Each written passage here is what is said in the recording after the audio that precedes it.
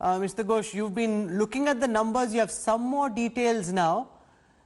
If this is directed largely at the micro, small and medium enterprises, the big question was how many of the companies will be able to survive this pandemic and ensure that they're standing on the other side. What's your sense? What's the answer on the back of this press conference?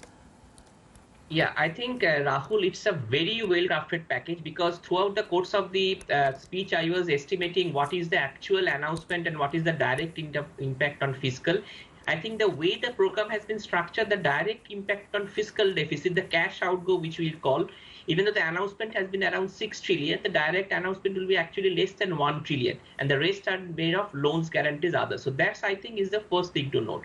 Now, regarding your specific question on the MSME, I think the first thing we need to understand is that this 3 lakh credit expansion, this is against 100% guarantee. So I think this was exactly what the system wanted, because once you have a 100% guarantee, and given the fact that this 100% guarantee means even if you're assuming say a loss of say 10% on this 3 lakh crores, that means this 30,000 crore will be the guarantee the government will be giving, and that too on a period of 4 years. I think the banks will be and the institutions will be completely lending to the SMEs, and since this will be a collateral-free lending, I don't see any problem why this cannot take up. I think this is one of the best steps. The other things in the MSME sector is the change in their term definition. I think what has happened is that after the GST came into implementation in 2017, all definitions on this MSME has been linked to turnover, and they have been linked to a GSTN number.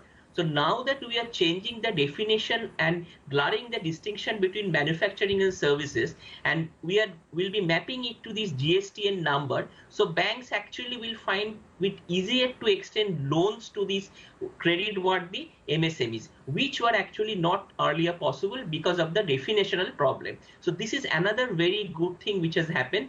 And the other thing is that there has been also, apart from MSME, I think there are other good things in the budget in terms of credit guarantees. In credit guarantees to the NBFCs and mutual fund institutions which are not credit-worthy in nature, that has also been announced, and that will also allow everyone at Franklin Templeton will be saying if this had been done just a few weeks ago, maybe the Franklin Templeton 6 debt funds that went under would have survived this pandemic.